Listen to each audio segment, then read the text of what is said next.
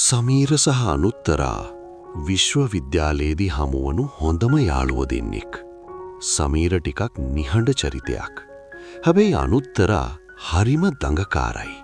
සමීරගේ හිතේ අනුත්තරා ගැන ලොකු ආදරයක් තිබුණත් ඒක කිව්වොත් තමන්ගේ යාළුකම නැති වෙයි කියලා එයා නිතරම බය වුණා. විශ්වවිද්‍යාල ජීවිතේ ඉවර වෙලා සමීර රැකියාවක් සඳහා විදේශගත වෙන්න තීරණය කළා. යන්න කලින් දවසේ එයා අනුත්තරාට තෑග්ගක් දුන්නා. ඒක එයා ගොඩාක් ආස කරපු පැරණි නවකතාවක්. මේ පොත කියවන්න ඔයාට මාව මතක් වෙයි. සමීර එච්චරයි කිව්වේ. අනුත්තරාට ඒ වෙලාවේ ලොකු දුකක් දැනුණත් සමීරට යන්න ඉඩ දීලා එයා නිහඬ වුණා. කාලය අවුරුදු 4ක් ගත වුණා. සමීර ලංකාවට ආවේ නැහැ. දෙන්න අතර සම්බන්ධයත් ටික ටික ඈත් වුණා. එක දවසක් අනුත්තරා තමන්ගේ පැරණි පොත් අස් කරද්දී සමීර දුන්නු අර පොත අහම්බෙන් දැක්කා. ඒක එදා කියවන්න බැරි වුණත් එයා ඒක අතට අරන් පිටු පෙරලන්න ගත්තා. පොතේ මැද හරියේ තිබුණු ලියුම් කවරයක් අනුත්තරා දැක්කා. ඒ සමීර එදා ලියපු ලියුමක්.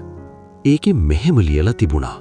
අනුත්තරා, මම මේක ඔයාට කෙලින්ම කියන්න තරම් හයියක් තිබුණේ නැති බයගුල්ලෙක්. මම ඔයාට ගොඩාක් ආදරේ කළා. මම මේ රට දාලා යන්නේ ඔයා මගේ වෙන්නේ නෑ කියලා හිතපු නිසා. කවදා හරි මේ ලියුම ඔයාට හම්බ වුණොත් එදාටත් මම ඔයා වෙනුවෙන්ම බලාගෙන ඉන්නවා කියලා මතක තියාගන්න. අනුත්තරාගේ ඇස්වලට කඳුළු ආවා. එයා ඒ වෙලාවෙම සමීරගේ පරණ දුරකථන අංකයට කතා කළා. එහා පැත්තෙන් හෙලෝ කියන හඬ ඇහුණා. ඒ හඬේ කිසිම වෙනසක් වෙලා තිබුණේ නැහැ. සමීර, මම දැන් පොත කියවුවා. අනුත්තරා වෙවුලන හඬින් කිව්වා. විනාඩි කීපයක නිහඬතාවයකින් පස්සේ සමීර මෙහෙම කිව්වා.